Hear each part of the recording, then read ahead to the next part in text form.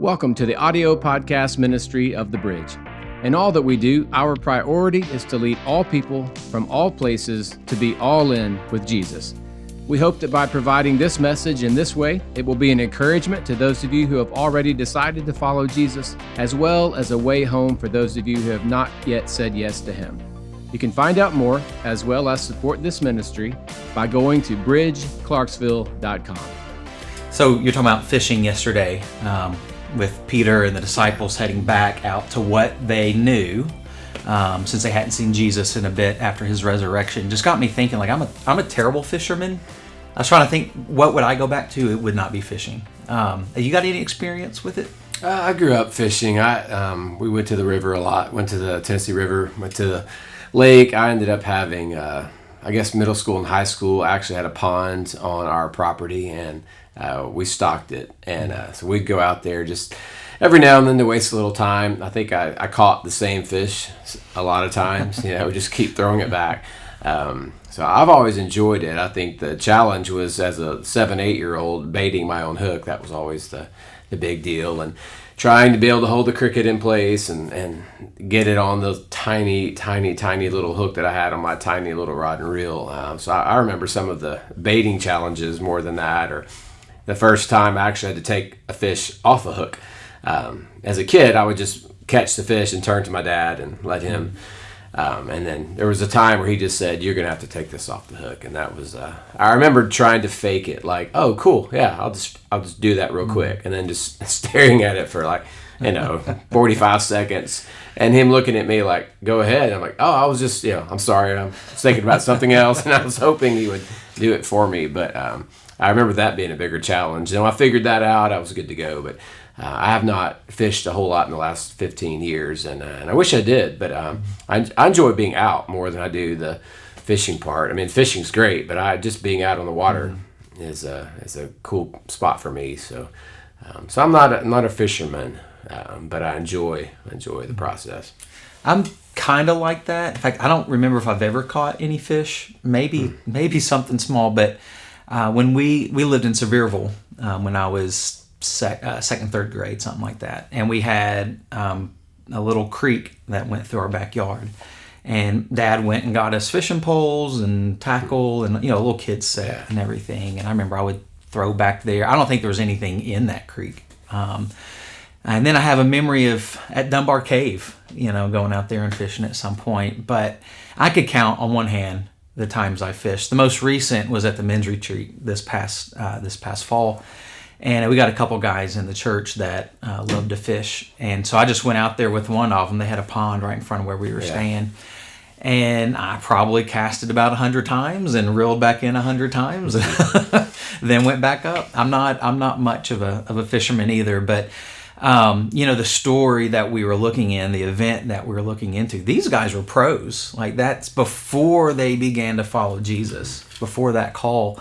That's what they did, and that's how they made their living, and they know how to do what they were trained to do. And so, what's one thing that's really unique about that story is they're out, and they've just they maybe not have given up faith, but they didn't know what to do, so they went back to what they used to do, and they're struggling to catch fish. Jesus shows up, asks if they've caught anything, changes the net to the other side, then they realize who it is, and. But then this interaction with Peter as he comes ashore, you mentioned that the last time that Peter and Jesus spoke face to face was the night before the crucifixion, when Jesus tells him that Peter's gonna deny him 3 times, even denying knowing him, and that happens. And then we just have this period of where that hasn't been confronted. And I think we've all been in situations where maybe we know we've hurt someone and there's this elephant in the room that hasn't been addressed. And so you mentioned they sit there and eat, and Jesus just gets Peter's attention and they go for this walk. And you're making this point, as this big overarching point that any type of fall that we have in our life, that fall from grace, or that mistake, or that burden, or whatever it is that's pulling us away in our relationship, that it's never greater than the call that we have that Jesus gave to follow him. So Jesus takes him on this walk, and it's kind of this restoration of his call. And you made a great point that for us in times like that, for us to heal and restore that healthy relationship with Jesus, we've got to learn to be still.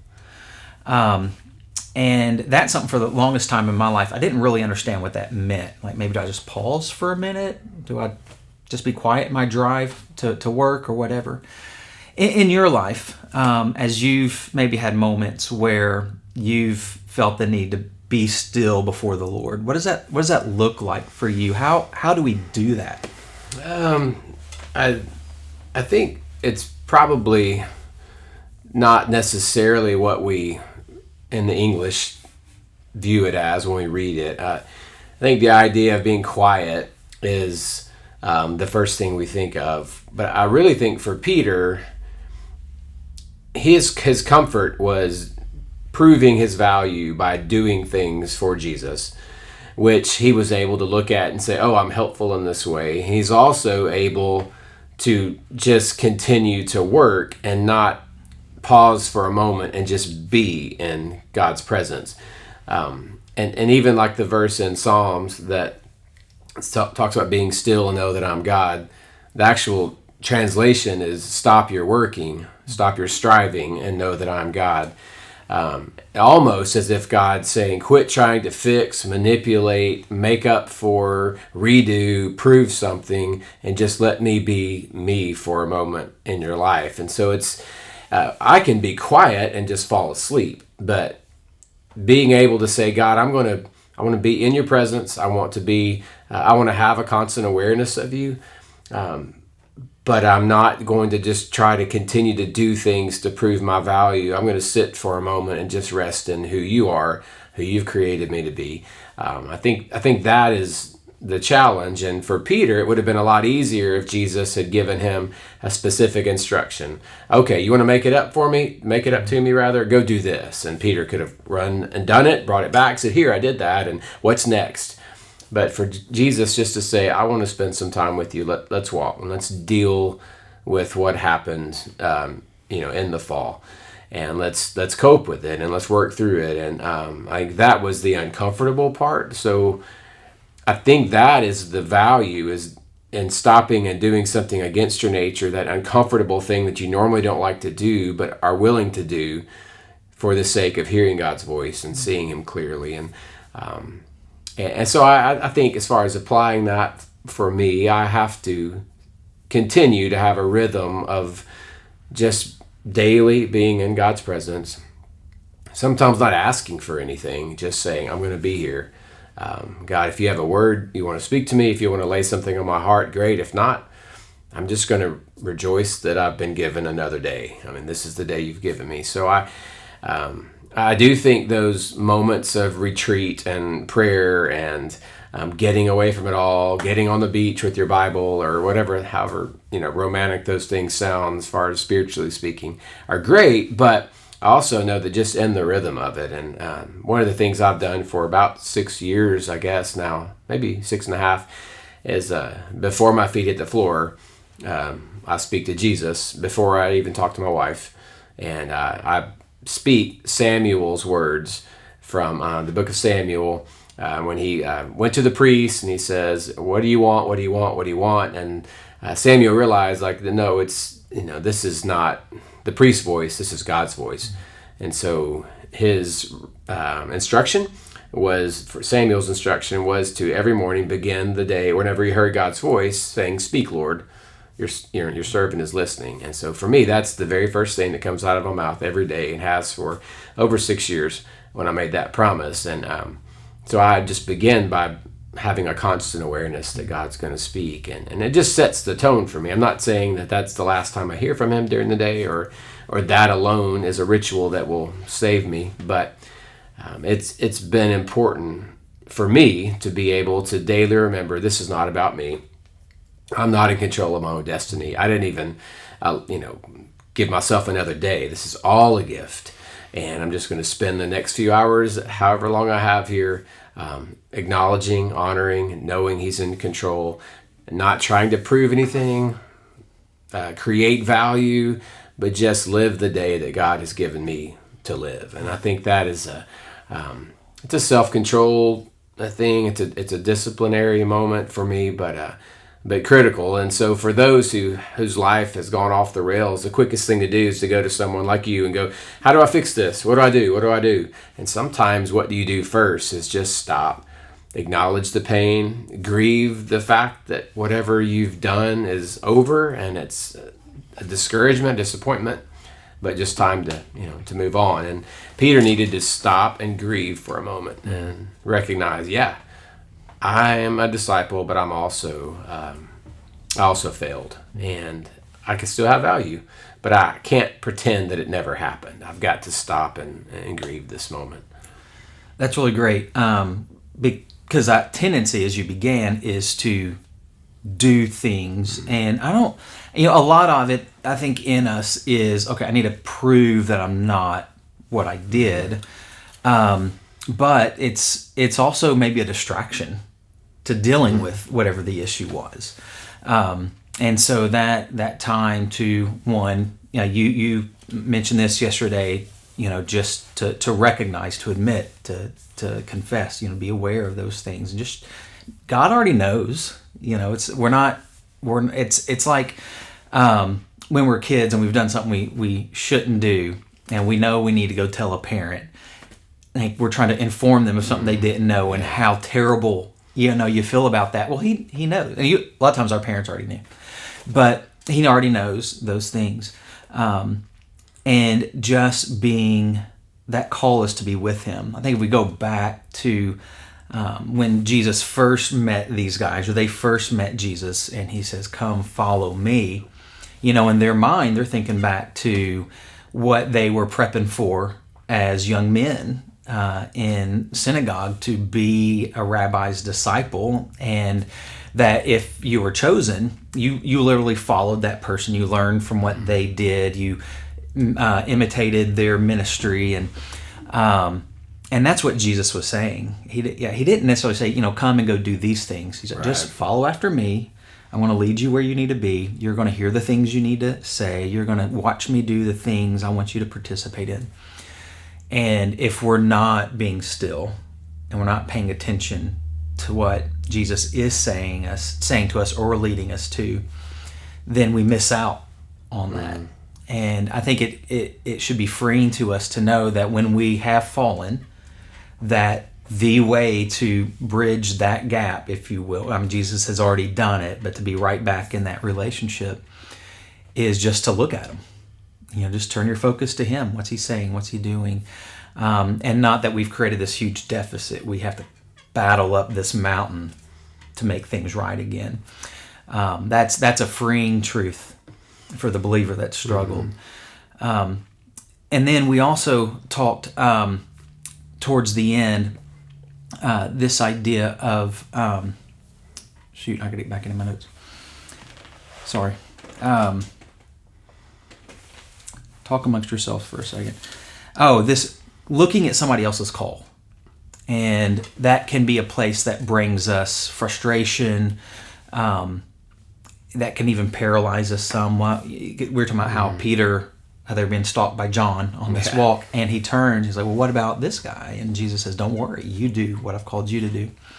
Why are we susceptible to that type of comparison in our walk with Jesus, that maybe we get distracted by somebody else's unique call or what their walk might look like? Yeah, I think there's this jockeying for position that is just a part of the sinful nature. I mean, you go back to the Garden of Eden, and ultimately Adam and Eve were trying to put themselves in the position of God. I mean, they were going to be like God. They were going to be able to rule their own, place, and God had already given them so much, and yet they're fighting for that. And then they begin to fight each other for the head of the household.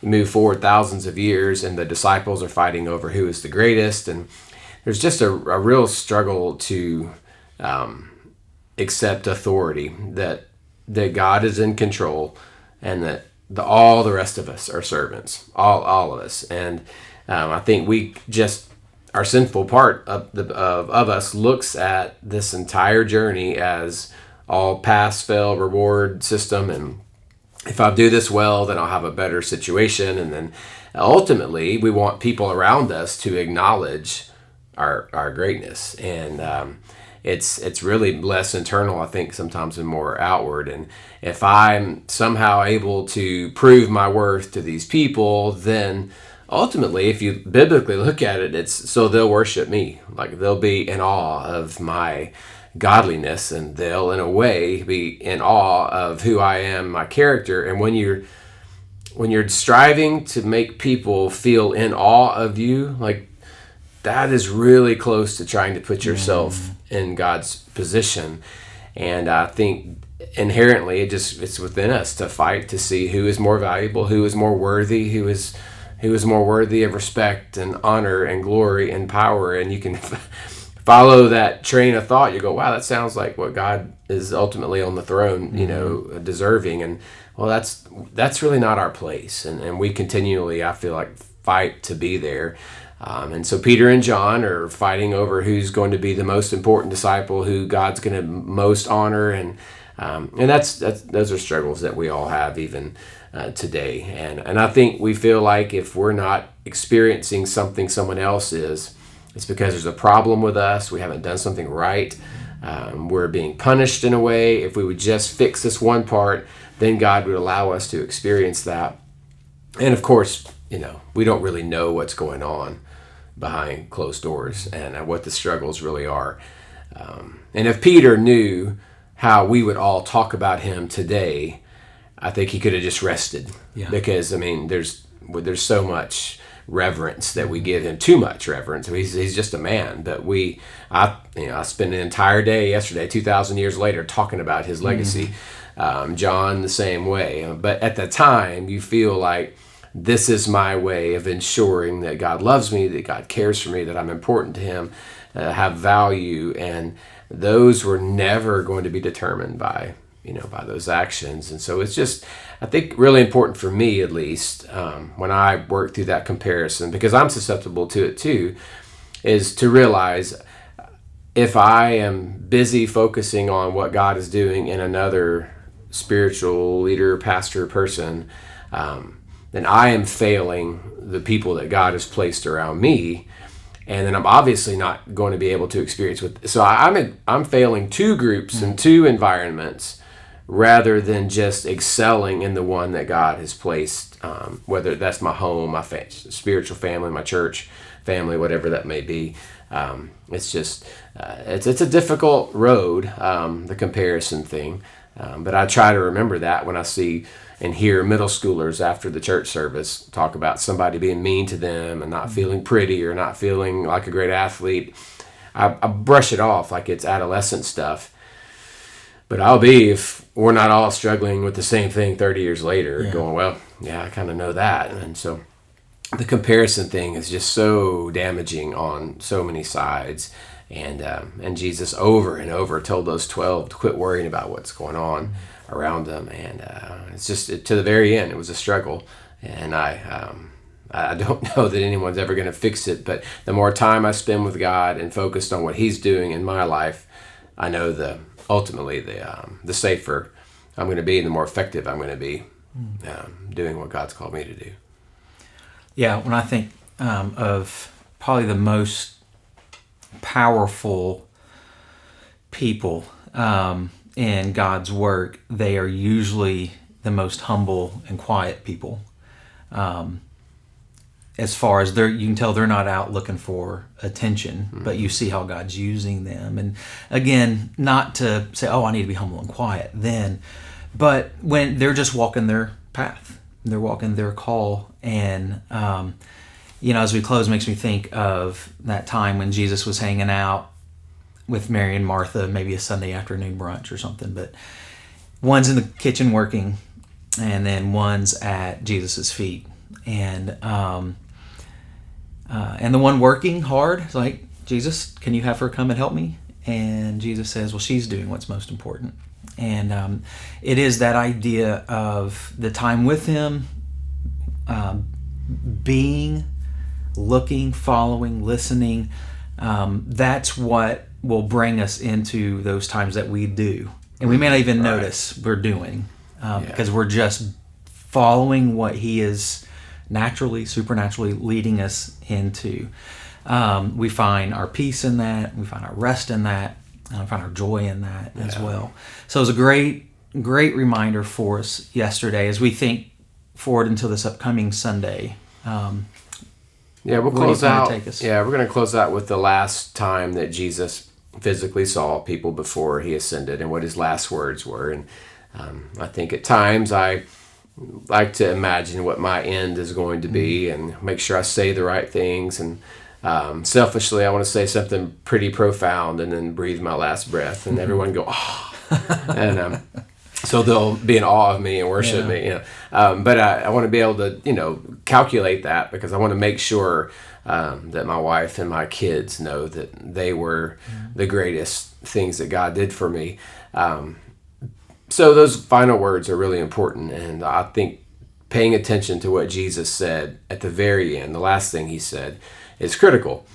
Because Jesus wasn't caught up and then yelling at, I had so much more to say. Like he knew, and that was the time, and he calculated that in. So we're going to look at that. And I think those are probably the most important words that he ever spoke to us. And so we'll take a look at that last appearance as we close out the series. Man, looking forward to it. Thanks, everybody, for joining us for this conversation. We do hope we can see you this upcoming Sunday at the Bridge. Thank you for joining us today. If you live in the area, we hope you will soon join us in person. If you were unable to do that, we hope you will continue to stay connected with us by following this podcast and sharing it with your friends. For more information, go to bridgeclarksville.com.